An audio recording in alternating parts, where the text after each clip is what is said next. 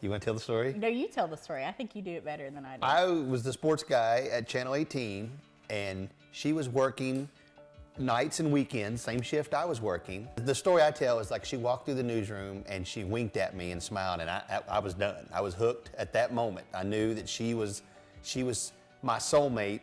She may not have known it yet, but that's how I knew it. I think that's very sweet of you. I found out early on in my adult life it was going to be like medically impossible for me to father a kid. I was a foster child.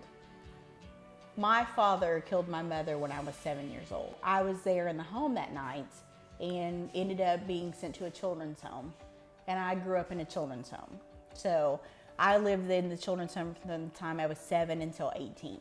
That's kind of how we got involved in foster care, because it was always at forefront in my heart. That's why the foster care and adoption system is so important to us, because the way she grew up, that was very important for her to give back to somebody. There's so many kids here in our backyard, who need families.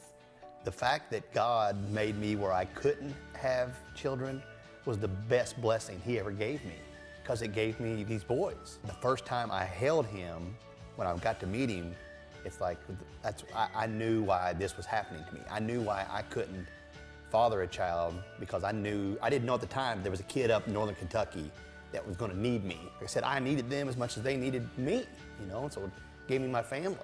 And being a dad is very gratifying. So we are very pro-adoption and pro-foster care, because it warms your heart and opens your heart in ways you never thought would ever be possible.